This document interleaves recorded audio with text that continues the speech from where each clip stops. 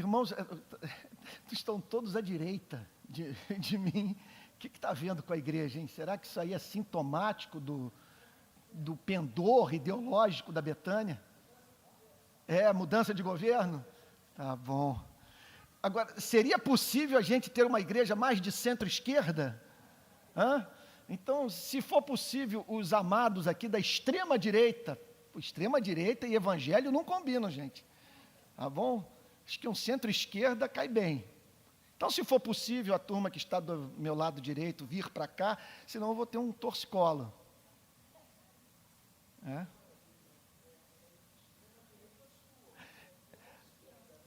Pois é, do meu ponto de vista é a extrema-direita. Agora, o que está valendo? É o meu ponto de vista ou de vocês? Se for de vocês, é uma uma igreja de esquerda que está enlutada. É uma igreja de centro-esquerda. Então tá bom. Gente, o bom de pregar expositivamente é que a Bíblia pauta a pregação. Então, eu não tenho como falar sobre política hoje. Só se eu forçar muito o texto hoje, porque hoje o tema é batalha espiritual. Então, hoje nós vamos falar sobre um dos assuntos mais importantes da Bíblia. E lidar com aquele tipo de informação que a gente só tem nas Sagradas Escrituras. Você não vai encontrar informação sobre batalha espiritual em nenhum outro lugar. Então vamos ao texto. Efésios capítulo 6, versículo 10. Eu vou fazer o seguinte com vocês. Nós vamos parar no versículo 12.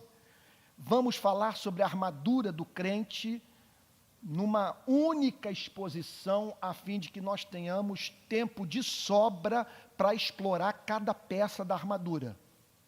Hoje nós vamos tratar desses 3 primeiros versículos, dessa seção do capítulo 6, que fala sobre o tema batalha espiritual. Então diz assim a Bíblia: quanto ao mais, sede fortalecidos no Senhor e na força do seu poder. Revesti-vos de toda a armadura de Deus, para poderdes ficar firmes contra as ciladas do diabo, porque a nossa luta não é contra o sangue e a carne, e sim contra os principados e potestades, contra os dominadores deste mundo tenebroso, contra as forças espirituais do mal nas regiões celestes.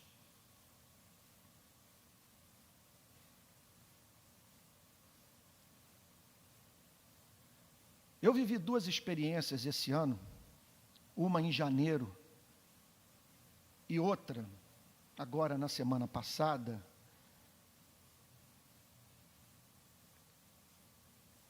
que para as quais eu só consigo ter explicação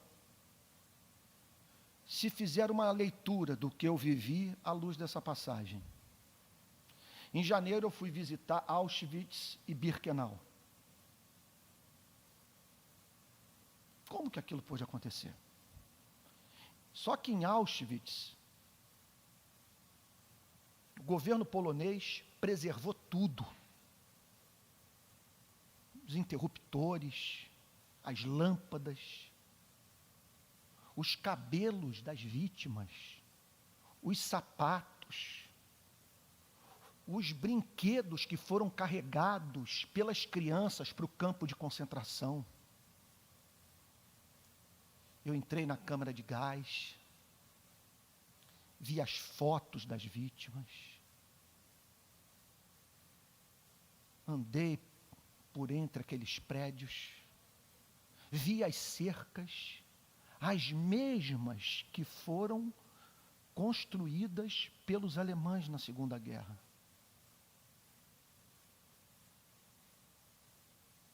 Meu Deus. Semana passada recebi mais um vídeo dos que eu recebo quase que diariamente sobre o que está acontecendo no Rio de Janeiro, de uma forma especial nas nossas favelas.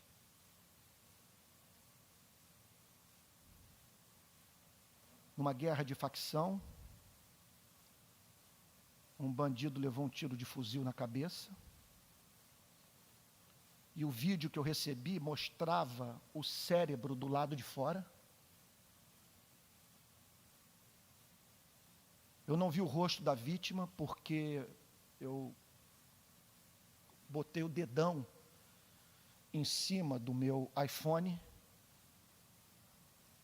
para evitar ver aquilo que não vai me trazer benefício nenhum. Mas por mais que eu tentasse evitar que os meus olhos divisassem aquela cena, houve momentos que eu não consegui acompanhar o movimento da câmera e pude ver o cérebro quase que inteiro do lado de fora, a vítima, e alguém se aproximando, não sei se um policial, não sei se um bandido, xingando a vítima.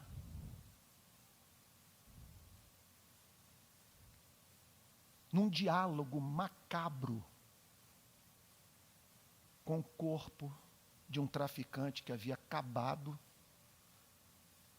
de ser morto numa guerra de facção.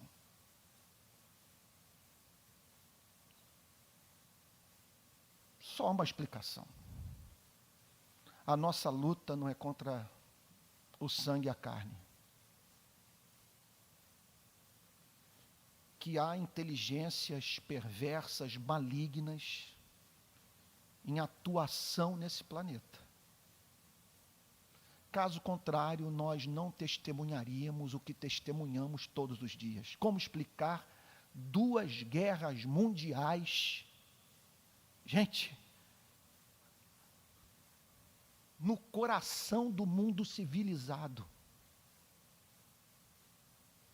Alguns poucos anos depois do advento do iluminismo,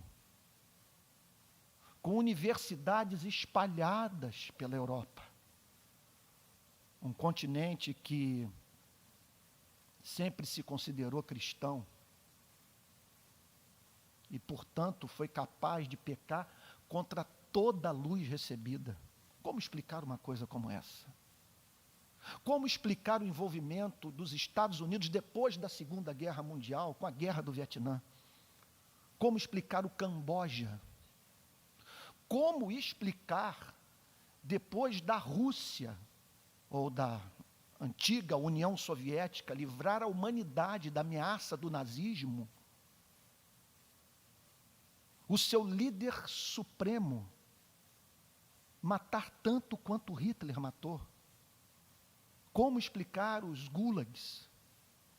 Como explicar os campos de concentração para o qual foram encaminhados homens que não somente lutaram pela justiça e que ansiaram por um mundo livre, porque muitas daquelas deportações foram de cunho político e ideológico. Agora, o que mais impressiona, muito mais do que as injustiças, muito mais do que a desigualdade, gente, a desigualdade. Como explicar a riqueza do mundo ocidental,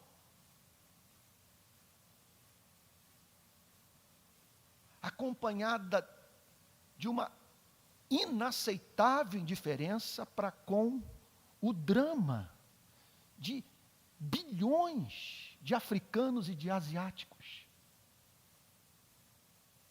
que poderiam ter sua fome suprida pelo que nós jogamos de lixo. Resto de comida que lançamos nas nossas lixeiras. Mas o que mais impressiona não é isso. O que me impressiona, e penso que muitos de vocês concordarão comigo, é a condição espiritual do homem. Como que, sendo nós seres sabedores do fato que duram pouco, que encontram-se em processo inexorável de envelhecimento, caminhando para a morte. Como que nós conseguimos viver sem fazer perguntas para a vida? Sem sair em busca do sentido da nossa existência?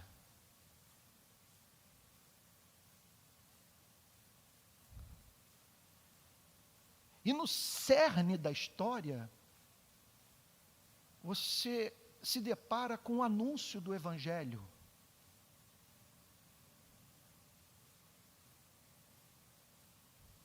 Que tem a ver com uma fé profundamente relacionada com a formação de todo o mundo ocidental. O que leva as pessoas a não procurarem saber se de fato Deus amou o mundo de tal maneira que deu seu Filho unigênito para que todo aquele que nele crê não pereça, mas tenha vida eterna. Vou fazer uma pergunta para vocês. Como explicar às pessoas rejeitarem o cristianismo sem ao menos terem parado para considerá-lo? E um fato também que me aterroriza. Como explicar o que nós cristãos fazemos com o Evangelho? Como compreender que milhões não conseguem se imaginar num lugar como esse, em razão daquilo que nós fizemos com essa fé? Seja por conta das nossas divisões eclesiásticas, da nossa falta de compaixão pelo pobre, do nosso obscurantismo intelectual. E não é fato que hoje, foi tema da minha mensagem semana passada, numa igreja batista da Zona Norte do Rio de Janeiro. Falávamos sobre missão integral. E eu disse, olha, missão integral é salvar o povo brasileiro da religião. É salvar o povo brasileiro do protestantismo que está presente na nossa nação. Eu falava sobre o texto da morte do nosso Senhor e Salvador Jesus Cristo, e chamando a atenção dos pastores presentes para o fato de que o Senhor Jesus foi morto pela religião. O texto é claro em dizer, quer dizer, os evangelhos são bastante objetivos na descrição da cena, e mostrando que sacerdotes, escribas, anciãos, membros do sinédrio, entregaram Jesus Cristo para o poder político. E forçaram a Pilatos a fazer o que ele não queria fazer. Porque a intenção de Pilatos era preservar a vida de Cristo. Porque ele sabia que as autoridades judaicas, por inveja, queriam a sua morte. Então, a corrupção da verdadeira religião é fato evidente que a nossa luta não é contra carne e sangue, e sim contra os principados e potestades, contra os dominadores deste mundo tenebroso. E é sobre isso que essa passagem fala. Se você não enxergar a vida sob esta perspectiva, você vai ter problema com a sua filosofia de história. Eu me lembro, quando comecei o nosso trabalho de defesa dos direitos humanos nas favelas do Rio de Janeiro, de conversar com um comandante da Polícia Militar, que foi do BOPE, e me parece que chegou a ser comandante do BOPE. Ele não é cristão. Coronel Mário Sérgio. E ele me disse a seguinte coisa: Antônio, na minha experiência como policial nas favelas do Rio de Janeiro, eu cheguei à conclusão que há um componente espiritual no que acontece. Não há outra explicação para o nível de maldade presente nessa guerra que envolve traficantes e policiais, e traficantes e traficantes. o que a Bíblia tem a dizer sobre esse mundo. Quanto ao mais, muitos estudiosos do texto de Efésios são favoráveis à seguinte interpretação desta introdução ao versículo 10, que o apóstolo Paulo estaria falando do tempo que vai da primeira vinda de Jesus Cristo até o seu retorno. Que esse período seria um período caracterizado por batalha sem trégua. E como o grande Martin Lloyd Jones destaca, não é que a guerra esteja acontecendo e nós estamos contemplando, nós estamos dentro da guerra. E a nossa entrada no reino de Deus torna o nosso contato com esse mundo muito mais próximo. Não é à toa que o apóstolo Paulo se dirige nesses termos para os cristãos de Éfeso. Quanto ao mais, sede fortalecidos no Senhor. Então, estamos longe aqui de uma visão otimista de história.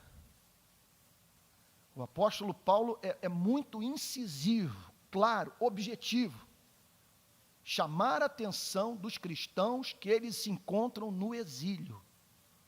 Nós estamos peregrinando em território que não é nosso. Essa aqui não é a nossa pátria. Atravessamos um campo minado. O apóstolo Paulo se dirige em termos tais aos cristãos de Éfeso, que somos de fato levados a crer que esse aqui não é o nosso lugar de repouso. Conforme eu disse há pouco tempo numa pregação aqui na Betânia, quando nós nos convertemos, não recebemos da parte de Deus um pijama para descansar, mas uma armadura para guerrear. Então não se surpreenda com o que você está enfrentando.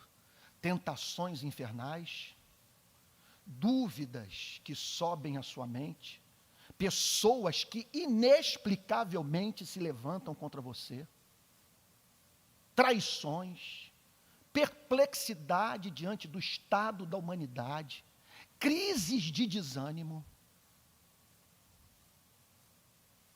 desejo de largar tudo, de não investir mais o seu tempo em algo tão confuso como uma igreja. Não é só com você, não é só com sua família, com seus filhos. Nesse ponto, essa é a nossa grande consolação. A batalha é bem democrática. Quanto ao mais, eu acredito que isso que nos consola, porque se não fosse assim, eu acho que todos nós enlouqueceríamos. É muito consolador saber que quando eu olho para a minha direita, quando eu olho para a minha esquerda, vejo irmãos preciosos, mais consagrados do que eu, passando por lutas infernais. Quanto ao mais, sede fortalecidos no Senhor.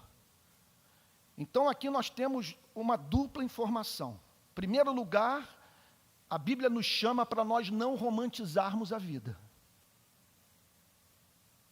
Que é desafio tamanho para você e para mim, a ponto de recebermos da parte do Espírito Santo esta exortação.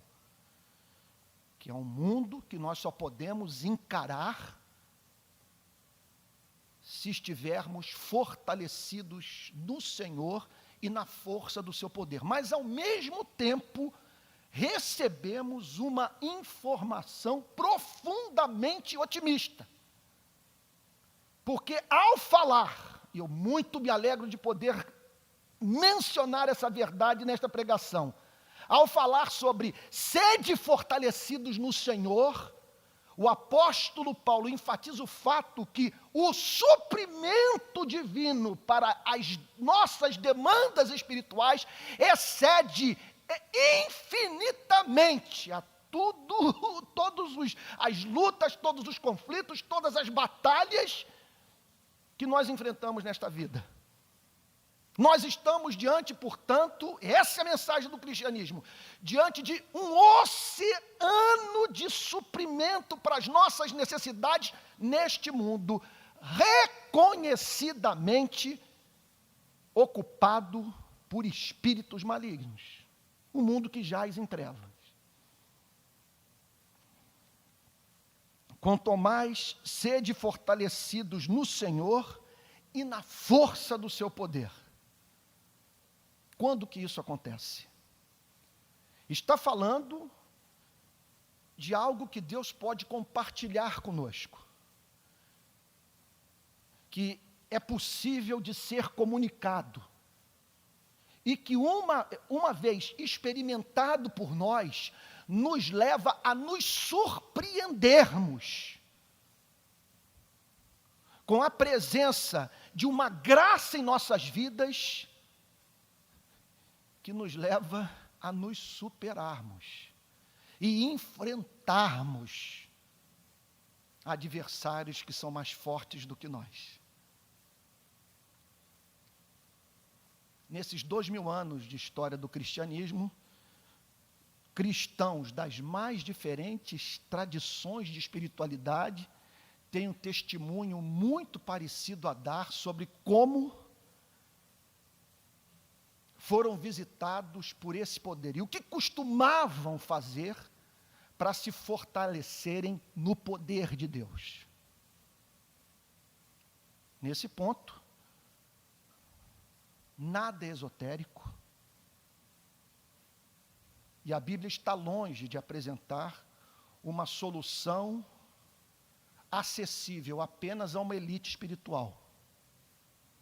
Vocês estão lembrados que o apóstolo Paulo escreveu essa epístola para uma comunidade composta por escravos. Ele está se dirigindo aqui a gente pobre, que vivia no regime da escravidão.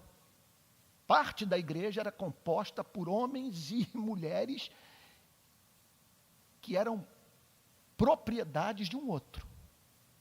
E o apóstolo Paulo está se dirigindo a essa gente simples, essa gente humilde. Está se dirigindo à igreja como um todo, não apenas aos pastores, presbíteros e diáconos. E o que ele tem a dizer? Sede fortalecidos no Senhor e na força do seu poder. Como termos acesso, repito, a esse oceano de suprimento para as nossas necessidades espirituais diárias. Portanto, de antemão, é muito importante que nós saibamos que o apóstolo Paulo introduz o tema da batalha espiritual, levando a igreja, como é que eu poderia dizer? A um espírito desassombrado. A ideia é de chamar cristãos para a vigilância, para o uso do cérebro, para o contato com a luz do Evangelho.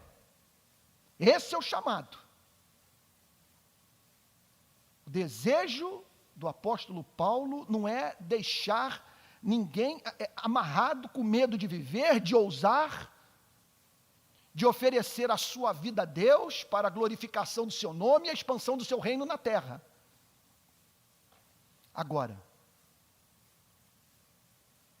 a passagem é muito clara em dizer que essa obra é divina humana. Esse poder é do Senhor, mas deve ser buscado. Envolve disciplina pessoal. E o que a tradição tem dito? Seja luterana, seja calvinista, seja arminiana, até mesmo católico-romana. Em primeiro lugar, todos testemunham que experimentaram deste poder mantendo contato com esse livro. Todos testemunham por terem levado a sério o Salmo 1, viram esta porção de poder invadir suas vidas e ajudá-los a dizer para os Golias da vida: tu vens contra mim com espada, com lança e com escudo, mas eu vou contra ti em nome do Senhor dos Exércitos.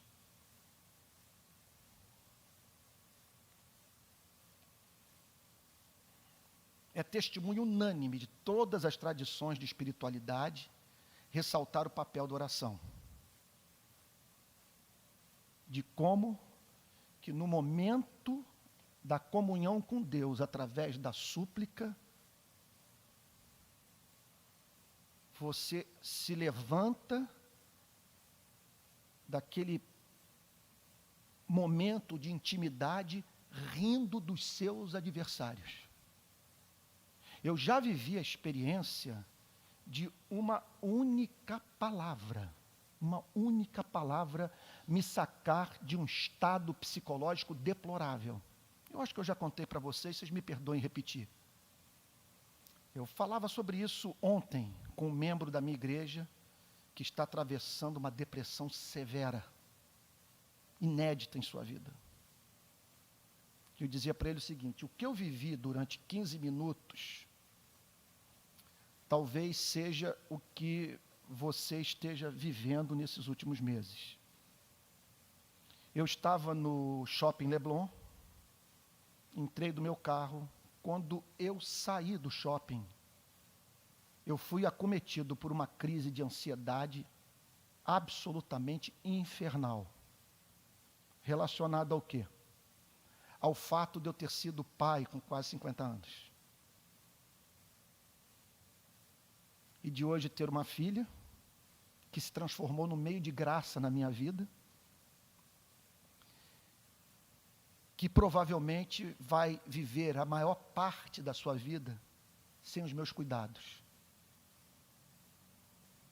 Muito provavelmente, durante dezenas de anos, ainda mais com as expectativas agora de longevidade, talvez ela chegue aos 90, aos 100,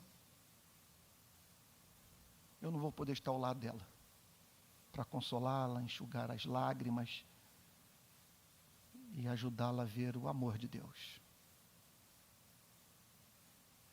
Eu vim dirigindo meu carro, passei por Ipanema, fiz a curva do Calombo. Quando eu cheguei no Maitá, já vendo o túnel Rebouças, o sinal fechou. Gente, presbiteriano tem experiência pentecostal, não tem? O Espírito Santo falou comigo. Eu só vi uma frase.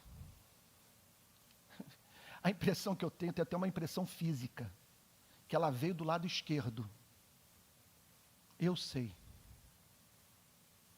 Eu atravessei o túnel Rebouças, experimentando o céu na terra.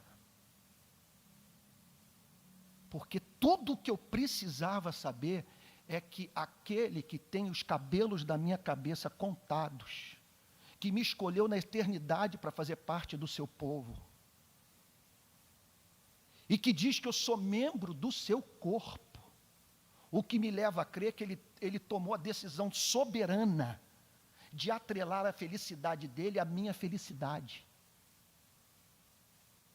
Meu Deus! E por isso, tudo que diz respeito à minha vida, diz respeito à vida do meu Deus. Muito provavelmente eu não estarei aqui para acompanhar a maior parte de sua vida, mas aquele que é fiel aos seus pactos, às suas alianças, e que disse: essa bênção é para vocês e para os seus filhos, este haverá de cuidar dela melhor do que eu cuidaria, se estivesse ao seu lado, porque ele é bom e a sua misericórdia dura para sempre. Então, não há mínima dúvida que eu passei por uma batalha espiritual terrível. Um dardo inflamado me pegou na área que hoje eu sou mais vulnerável. Mas ali, chamando o Evangelho, procurando extrair da palavra de Deus alguma coisa que servisse de resposta para o que me estava sendo proposto, ouvi essa voz, que na verdade foi recebida por mim de modo súbito, surpreendente, e que até hoje marca a minha relação com ela, com minha filha. O que me leva a crer que seja qual for o problema que nós estejamos enfrentando, há uma provisão em Deus para ele.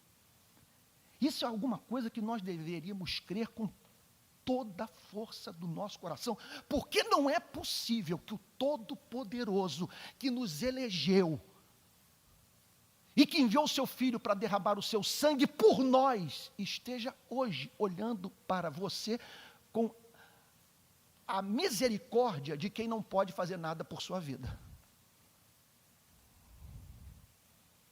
Só que não é isso o que a Bíblia ensina. O que a Bíblia declara é justamente o oposto. Os jovens se cansam e se fatigam, os moços de exaustos caem, mas os que esperam no Senhor renovam suas forças, sobem com asas como águias, correm e não se cansam, caminham e não se fatigam. E por quê? Quem na concha de sua mão mediu as águas e tomou a medida dos céus a palmos? Quem recolheu na terça parte de um éfo o pó da terra e pesou os montes em romana e os outeiros em balança de precisão? Quem guiou o Espírito do Senhor, ou como seu conselheiro o ensinou? Com quem tomou ele conselho para que lhe desse compreensão? Quem o instruiu na vereda do juízo e lhe ensinou sabedoria e lhe mostrou o caminho de entendimento? Eis que as nações são consideradas por ele como pingo que cai de um balde, e como um grão de pó na balança, as ilhas são como pó fino que se levanta. Todas as nações são perante ele como coisa que não é nada. Ele as considera menos do que nada, como um vácuo. Com quem comparareis a Deus? Ou que coisa semelhante confrontareis com ele? O artífice funde a imagem em ourives, a cobre de ouro, e cadeias de prata forja para ela. O sacerdote idólatra escolhe madeira que não se corrompe, e busca um artífice perito para assentar uma imagem esculpida que não oscila. Acaso não sabeis? Porventura não ouvis? Não vos tem sido anunciado desde o princípio, ou não atentaste para os fundamentos da terra? É ele o que está assentado sobre a redondeza da terra, cujos moradores são como gafanhotos. É ele quem estende os céus como cortina e os desenrola como tenda para neles habitar. Ou seja, o seguinte, ou seja, essa batalha espiritual não é batalha entre iguais. Satanás é o diabo de Deus. Tem que pedir permissão para agir. E há séculos ele tem aprendido, com o governo providencial de Deus, que os seus tiros saem pela culatra. Porque a Bíblia nos ensina que ele que nos precipitou nesse abismo de escuridão espiritual. Agora, quando que ele poderia saber que com a queda, a segunda pessoa da Trindade assumiria a forma humana, e Deus ensinaria para os principados e potestades que ele é capaz de amar os que não são dignos do seu amor? Verdade essa que nós jamais descobriríamos se não tivesse acontecido uma queda.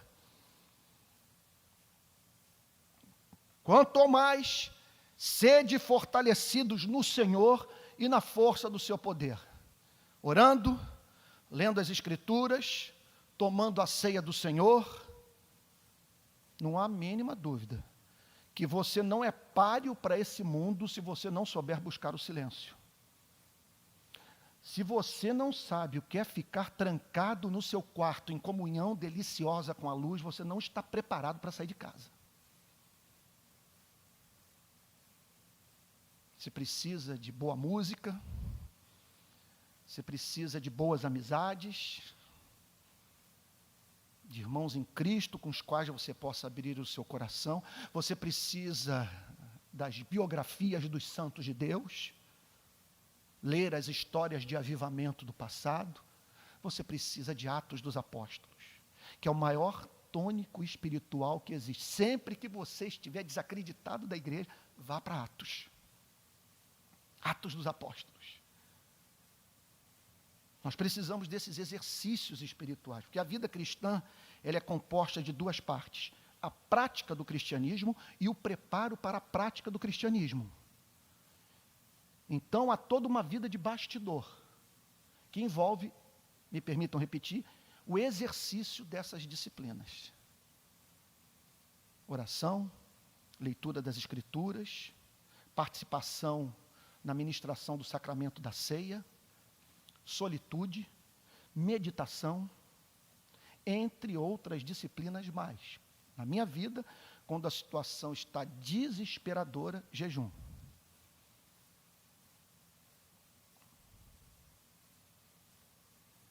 Quanto ao mais, sede fortalecidos no Senhor e na força do seu poder. Então, me perdoem aqui, repetir, que o ponto é muito importante. Estamos recebendo duas informações, uma péssima e outra maravilhosa. A péssima é que a conversão piora a vida. Você se converte e vai parar numa arena. E você passa a ser objeto das preocupações daquele que procura atingir a Deus, atingindo sua vida. Não me peçam para explicar isso. É o que a Bíblia ensina. Que vai querer fazer com você o que fez com Jesus Cristo, nosso Salvador. Levá-lo a duvidar de que Deus o ama. Se és filho, manda que essas pedras se transformem em pão. Que pai é esse que o deixa nesse deserto? Então, recebemos uma informação assustadora. Quanto ao mais, não há descanso. Até a trombeta tocar no último dia, batalha sem trégua. Por outro lado, essa boa nova, evangelho puro. Sede fortalecidos no Senhor e na força do seu poder. Ou seja, é maravilhoso demais, gente. Meu Deus, eu preciso acreditar nisso, tanto quanto vocês. Há suprimento para tudo. Sede fortalecidos no Senhor e na força do seu poder. E agora vamos avançar. Revestivos de toda a armadura de Deus. Há um livro de William Gurnall, que é um clássico sobre batalha espiritual, chamado Cristão na sua armadura completa. Então, há uma provisão, é algo que Deus oferta à igreja, mas observem, mais uma vez, o elemento da volição pessoal, da atitude deliberada, da responsabilidade humana é apresentado pelo texto. É uma decisão que você toma, de se revestir desta armadura. E aqui,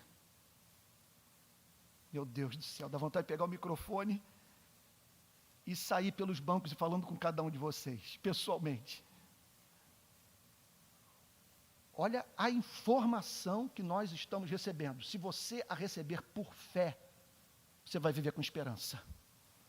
Ele está falando de uma armadura. O que significa que é alguma coisa que nos protege do que vem de fora. Que nós não precisamos ser necessariamente vítimas das circunstâncias. Que essa armadura protege as nossas partes vitais. Eu me lembro de um amigo meu americano, teólogo, que depois de um período de comunhão comigo, virou-se para mim e disse a seguinte coisa: Antônio, eu percebo uma certa fragilidade em você, as perseguições que você sofre, aos ataques que você recebe. Você precisa blindar o seu coração, a fim de não se deixar atingir por essas expressões de desamor. Basicamente, não com essas palavras, foi o recado que ele passou para mim. Essa é a linguagem das Sagradas Escrituras. revestivos de toda a armadura de Deus. Então, gente, a provisão sempre excede a demanda espiritual. É a armadura que Deus, a armadura de Deus é a armadura confeccionada por Deus. É a armadura perfeitamente adaptada à sua situação. E que lhe oferece proteção. Proteção que lhe garante estabilidade. Vocês estão entendendo agora a dificuldade de um pastor aconselhar um não cristão? Eu estou fazendo 54 anos mês que vem.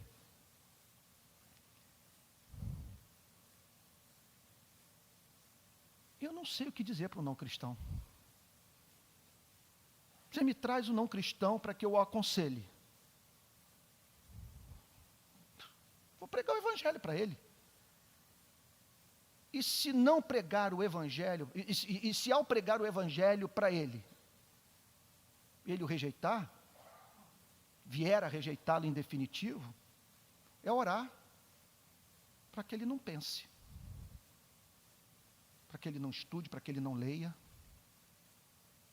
porque quanto mais inteligente ele for, mais enlouquecerá.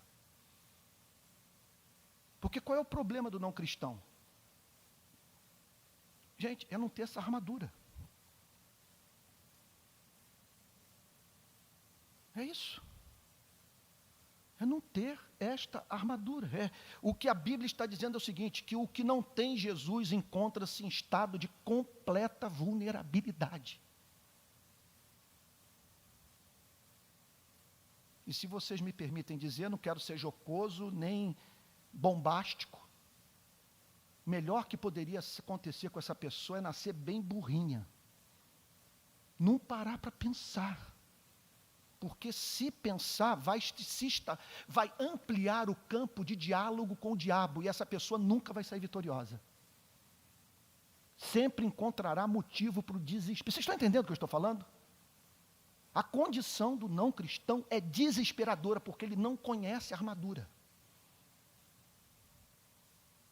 Revestivos de toda a armadura de Deus. É uma decisão que você toma. Você não pode sair de casa sem ela.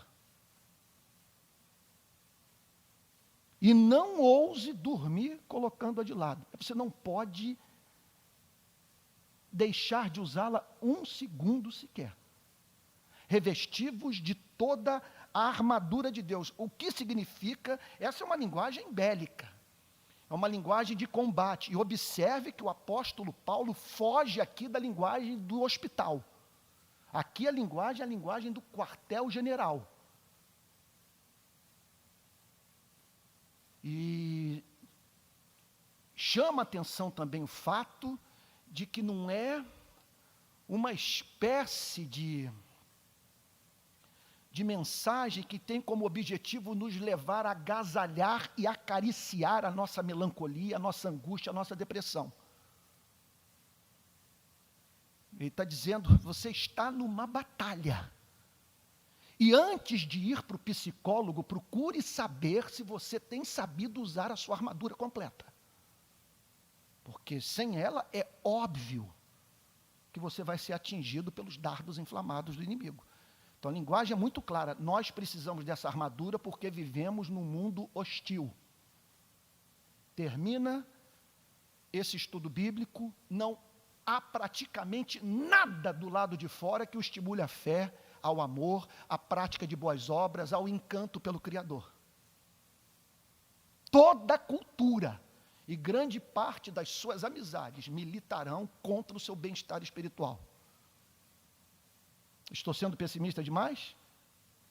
Ou só eu que percebo essa pressão da cultura? Essa pressão, você vê pessoas, vê um pôr do sol no arpoador, olha que espetáculo da mãe natureza. Não há menção de louvor ao nosso Deus. Você pega a cultura, as músicas, as produções teatrais, os articulistas mais famosos, os novelistas. Você não vê uma cultura que estimule pessoas a amarem o seu Criador. Só uma explicação: o mundo jaz no maligno. Então o texto prossegue dizendo: revestivos de toda a armadura de Deus, para poderdes ficar firmes. Observem, portanto, preste atenção, nós estamos aqui diante de um vetor para as atividades ministeriais da igreja. A Bíblia nos chama para nós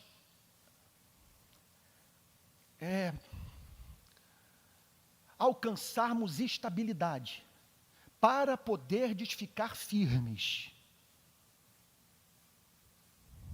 O chamado é esse, para que você não seja levado de um lado e para o outro por qualquer vento de doutrina ou qualquer vento de tribulação. Então, esse é o ideal, essa é a meta, é para onde nós devemos caminhar. Estabilidade. Como que isso funciona? Isso tem uma implicação profundíssima para o campo da evangelização. E a crise se estabelece no país, aí o seu vizinho olha para você. E ele percebe que no seu comportamento há algo diferente dos demais moradores do prédio ou do condomínio.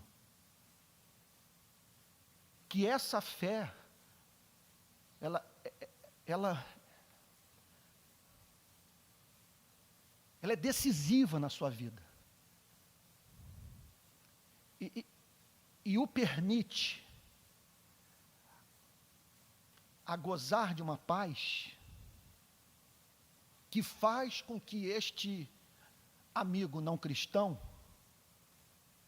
tenha os seus olhos abertos para a realidade do evangelho professado por você, numa extensão que um carro novo na garagem não é capaz de produzir. Que, na verdade, esse é o grande testemunho que nós podemos dar. É essa estabilidade. Sabe, aquela história do John Wesley, isso é contado por ele, numa viagem, meu Deus, eu li isso aí há uns 30 anos. Acho que eu era até membro da Betânia ainda na época. O John Wesley, num navio, atravessando o Atlântico com os irmãos morávios. Tempestade, água para todo lado, ventania. Aí Wesley olha para os irmãos morávios e o fogo de Pentecostes caindo na Morávia. Ele olha para os irmãos e os vê no pior lugar do navio, mas cantando louvores, na mais completa paz. E Wesley conta que se aproximou deles e fez a seguinte pergunta: mas vocês não estão preocupados, não estão aflitos com a tempestade? Ao que um dos irmãos morávios virou-se para Wesley e perguntou: o senhor por acaso conhece Jesus Cristo? É isso, firmeza, revestivos de toda a armadura de Deus, para poderdes ficar firmes contra as ciladas do diabo. Daí, agora nós compreendemos mais do que nunca o porquê de precisarmos nos fortalecer do Senhor, na força do seu poder, e nos revestirmos de toda a armadura de Deus, porque nós lidamos com um adversário que planta ciladas. O que significa, portanto, que é algo bem tramado, bem arquitetado, que chega na sua vida de uma forma sutil. Que ele é sagaz o suficiente para mostrar a isca sem mostrar o anzol. Ciladas. Quais são as principais ciladas do diabo? Que é alguma coisa assim que nos amarra, que nos prende, que nos torna testemunhas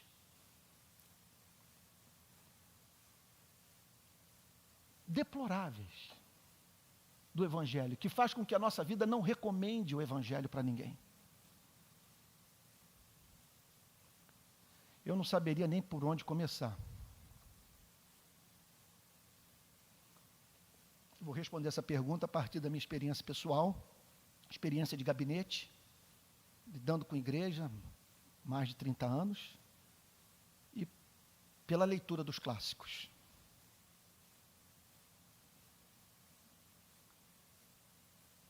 Uma artimanha é lançar um pensamento maligno sobre a sua cabeça e o convencer que o pensamento é seu, que ele veio de dentro. Nem todo pensamento que emerge nas nossas mentes é nosso. A maior prova disso, a experiência vivida pelo nosso Senhor e Salvador Jesus Cristo, santo, sem pecado, Cordeiro Santo de Deus que tira o pecado do mundo, e que se viu ajoelhado diante de Satanás, prestando a ele culto. De onde que veio essa informação? Ela veio de fora, não veio de dentro. Então ele lança o pensamento e depois o convence que o pensamento é seu. Antes do pecado é o seu melhor amigo.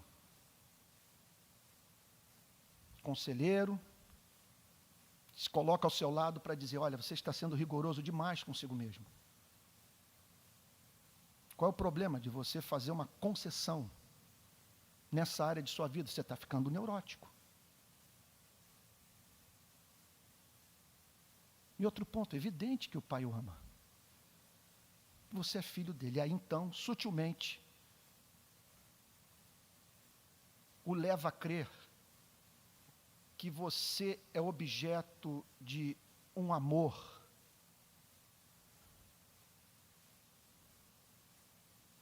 que lhe dá o direito de fazer o que Deus não permite que seja feito por nenhum filho seu. E aí depois da consumação do pecado, ele se transforma no seu maior adversário e vem com uma mentira infernal, que aquele pecado específico depõe contra o todo da sua vida, e é mais evidente que quem foi capaz de cometê-lo não nasceu de novo. E não há mínima dúvida que a maior vitória que ele pode obter na sua vida é levá-lo a crer que você não é filho de Deus. E como que ele faz isso? Faz isso das mais diferentes maneiras. Uma delas é convencê-lo que é impossível nessa vida você ter segurança que é filho de Deus. E que é até uma expressão de humildade você duvidar da sua salvação. Isso aqui é a principal vitória. Se ele obtiver vitória nesse campo, abriu caminho para tornar a sua vida nesse planeta uma tristeza só. Porque se você perder a certeza da sua salvação, você vai perder a alegria da sua salvação. Você vai deixar de ser testemunha ousada de Deus. Você não vai também crer na eficácia da oração.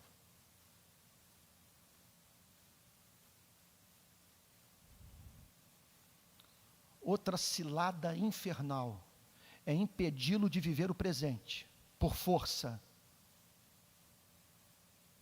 da culpa referente aos erros do passado e os temores referentes ao futuro.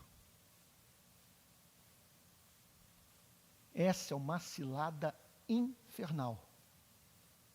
Ele levá-lo a lamentar as oportunidades perdidas, e o Espírito Santo está dizendo hoje para você, que Deus pode fazer em 5 minutos o que o homem sozinho, sem assistência da sua graça, não conseguiria fazer em 50 anos. Então, em nome de Jesus, pare de olhar para as oportunidades perdidas do passado. Isso é coisa do diabo, que tenciona impedi-lo de viver o presente. E quanto ao futuro, o que cabe a você e a mim dizer é que certamente bondade e misericórdia me seguirão todos os dias da minha vida e habitarei na casa do Senhor para todo sempre. E vou viver o presente, sabendo que essa graça é capaz de reprocessar o passado, é capaz de usar até os meus equívocos para me santificar, para me tornar mais humano, mais dependente de Jesus, para me tornar mais prudente, mais sábio. Enquanto eu sirvo apaixonadamente, me agarro à sua promessa que diz: buscai, pois, em primeiro lugar o reino de Deus e a sua justiça, e todas estas coisas vos serão acrescentadas. Olha,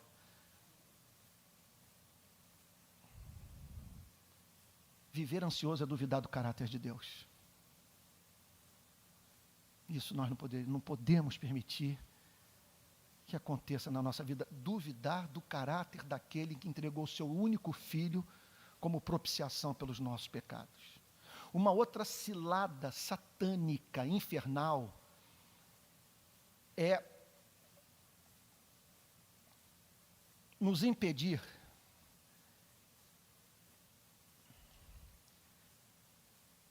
de viver um cristianismo que atenda às demandas da mente, das afeições e da vontade. Um cristianismo que seja estribado num tripé: doutrina, experiência e prática.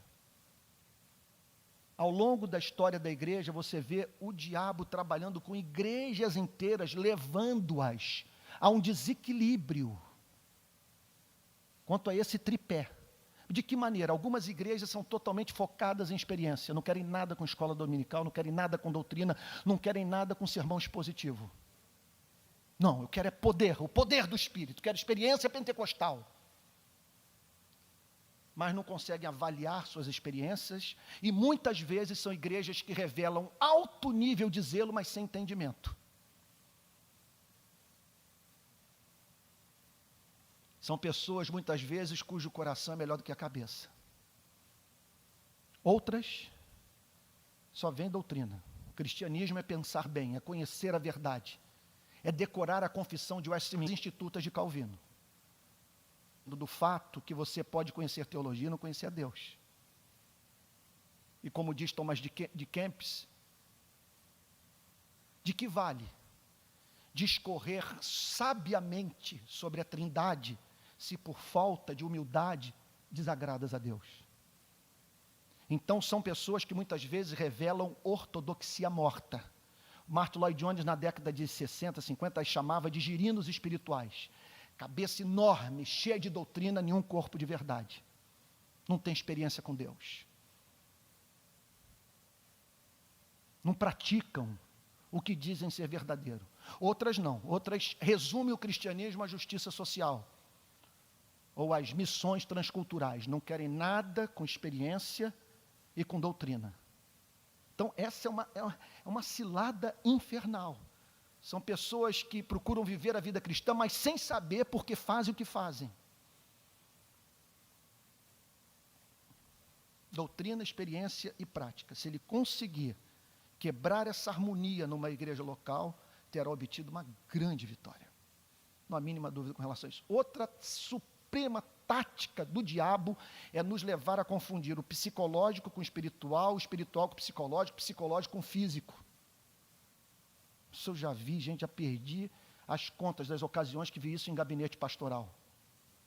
Às vezes a pessoa está dizendo: pastor, eu perdi o fervor, perdi o amor por Jesus, eu já não trabalho na igreja com a mesma paixão. Mas quando você observa a agenda dessa pessoa, a forma como administra a vida, o seu tempo de sono, percebe que ela se encontra em estado de esgotamento físico, e que dormir um pouquinho mais, caminhar na beira da praia, separar tempo para o descanso, para recuperar as forças físicas, sabe, a levaria a ter aquela mesma disposição, aquela mesma garra, aquela mesma alegria de servir a Jesus. Então, confundir o físico com o espiritual, confundir o psicológico com o espiritual. Ah, pastor, eu não consigo controlar o meu gênio. Sabe, eu vou procurar um psicólogo. Mas calma aí, por que você vai procurar o psicólogo? Domine o seu gênio. Ué, trava a batalha da fé. Busque suprimento no seu Deus, domine-se, como alguém já disse, semeie um pensamento, colha um hábito, colha uma ação, semeie uma ação, colha um hábito. Semeie um hábito, colhe um caráter. Semeie o caráter, colhe a vida. Então, eu me lembro de ter lido em algum lugar recentemente, eu acho que não tão recentemente assim, 15, 20 anos talvez, Sujeito dizendo a seguinte coisa, que hoje os pastores estão encaminhando para os psicólogos pessoas com problemas espirituais que qualquer pastor puritano do passado conseguia resolver. Então, muitas vezes, estão procurando psicólogo pessoas que estão entristecendo o Espírito Santo em suas vidas. Estão vivendo uma tristeza espiritualmente provocada. E que haverá de sair do coração com arrependimento, com confissão, sabe? Com um batismo com o Espírito Santo. Bom, outras, e esse para mim é o caso mais enigmático, eu estou vivendo isso hoje na minha igreja. Um excelente crente, amigo meu, amado, de 6, 7 meses para cá, entrou num estado de alma em que não há leitura da vida, do Evangelho, que ele não faça contra ele mesmo.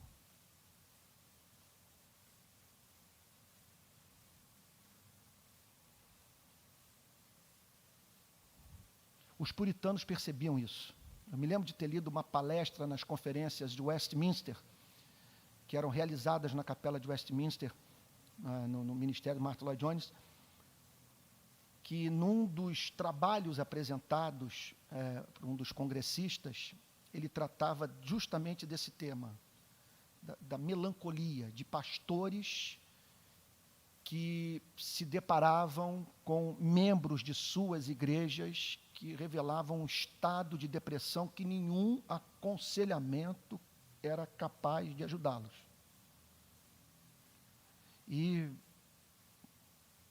de fato, existe, e aqui eu confesso a vocês que escapa a minha compreensão, essa tristeza de natureza fisiológica, e que, se for confundida com a depressão espiritual, pode levar amados irmãos em Cristo a tomar o remédio errado para a sua dor. Então, esse é o erro de você confundir o psicológico com o espiritual, atribuir a ação demoníaca àquilo que demanda tratamento médico.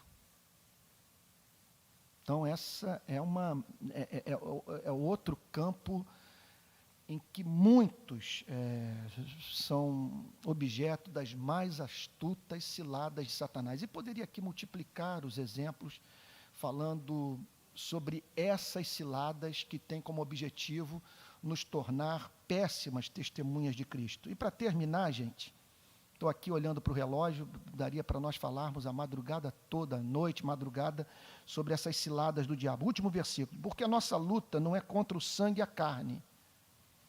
Então, com isso, ele está dizendo que há seres espirituais malignos que estimulam pessoas a se levantarem contra a igreja. Que por trás da atividade cultural há agência de demônios. E não há mínima dúvida que esses seres atuam também através das instituições do Estado. Nossa luta não é contra carne nem sangue. Não é apenas contra os regimes políticos, não é apenas contra seres humanos. A nossa luta é contra aqueles que se fazem valer dessas instituições, da própria cultura e de seres humanos para alcançarem êxito para as suas intenções. Então, nossa luta não é contra o sangue e a carne, pois não é misticismo você ver por trás de uma ofensa recebida a obra de espíritos malignos, usando seres humanos para atingir o seu coração. Bom, é uma interpretação que a Bíblia nos permite fazer sobre essa passagem, porque a nossa luta não é contra o sangue e a carne, e sim contra os principados e potestades. Há duas formas de você ver essa passagem, essa declaração contra os principados e potestades. Parece que o apóstolo Paulo os descreve como organizados politicamente. É um exército. há uma hierarquia, a voz de comando. E a exegese pura e simples de ambas as palavras nos leva a ver a atividade demoníaca sob duas perspectivas: principados, significando o poder inerente, e potestade, a manifestação desse poder. Então está falando de seres poderosos. À luz da Bíblia, seres que podem interferir na natureza, seres que podem interferir na nossa vida física. O apóstolo Paulo fala de um rapaz que havia cometido pecado na igreja de Corinto, que seria entregue a Satanás para ser disciplinado por ele. A Bíblia também fala de enfermidades nos dias de Jesus que foram provocadas por demônios. Principados e potestades. Então está falando de seres que de fato têm poder contra os dominadores deste mundo tenebroso. Então está falando de um poder, e de um poder que se manifesta na totalidade do planeta. E por isso, esse planeta é chamado de mundo tenebroso. E não há descrição melhor para a condição deste mundo do que essa, que nos ajude a entender melhor esse quadro deplorável em que nós nos encontramos do que essa descrição. É um mundo tenebroso. Eu diria até o ponto, eu chegaria ao ponto de dizer o seguinte: uma pessoa que olha para esse mundo e não chama de tenebroso, ou não nasceu de novo, ou não desenvolveu ainda no seu coração aquela sensibilidade evangélica, não conheceu a Bíblia. E os ideais, os sonhos de Deus para a vida em sociedade. É um mundo tenebroso. E por que esse mundo é tenebroso? Porque as pessoas vivem sem considerar o seu Criador, elas não veem excelência em Deus, elas não amam aquele que as criou, que as sustenta pelo poder da sua palavra. É um mundo de trevas. É um mundo que nós esperamos encontrar felicidade convivendo pacificamente com a desigualdade, matando uns aos outros. Mundo de trevas. Contra os dominadores deste mundo tenebroso, contra as forças espirituais do mal. Forças espirituais. Então, está falando de poder, de seres inteligentes, o que nos leva, portanto, a desconfiar que certas situações que nós enfrentamos na vida são plantadas. Então, a linguagem é muito clara. Forças, está falando de um poder inteligente e maligno. Por que é maligno? Porque a sua intenção maior, o seu grande objetivo é nos afastar do nosso Criador. A sua intenção não é nos levar para a prática daquele pecado específico. Notem bem, quem mais nos alertou contra isso foi o grande C.S. Lewis, que nós julgamos que a intenção desses espíritos é transformar um ser humano num depravado. Mas pode ser que isso não funcione na vida de uma pessoa. Se ela se envolver com certos pecados, por exemplo, de natureza sexual, ela vai se humilhar. E pode ser que ela se arrependa e se volte para Deus.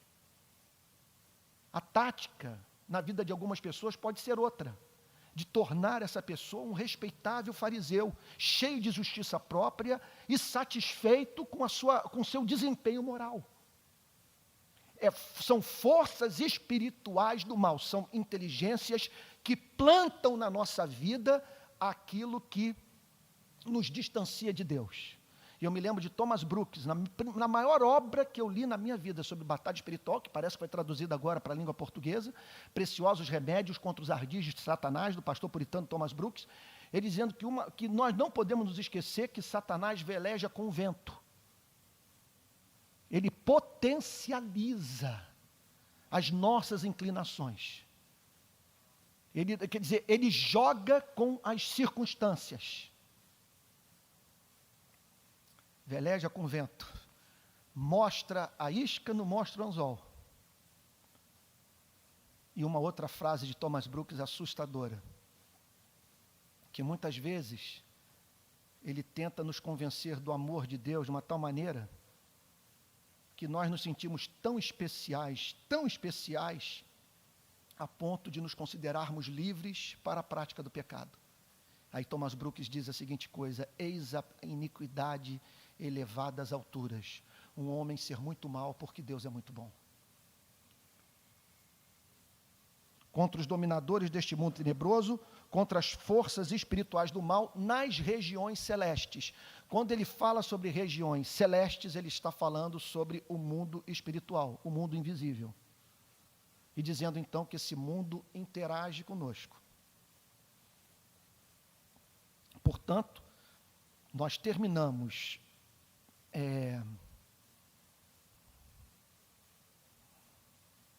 esse estudo pensando nessas duas informações básicas, as mais gerais da passagem que nós acabamos de examinar. De um lado, o alerta. É um mundo tenebroso. Forças espirituais do mal nas regiões celestes que plantam ciladas. Mas louvado seja o nome do Senhor, que a informação não é só essa. Porque nós podemos, neste mundo, ser fortalecidos no Senhor, na força do seu poder, e lidarmos com a vida vestidos desta armadura, que nos protege do que vem de fora, ou seja, que nos dá uma grande autonomia com relação às circunstâncias da vida. Agora, trata-se de uma obra divina humana. O poder vem de Deus. A armadura é ofertada por Ele. Mas esse suprimento é um suprimento que eu devo buscar. E essa armadura é uma armadura que conscientemente eu devo dela me revestir. Então, que Deus nos dê sobriedade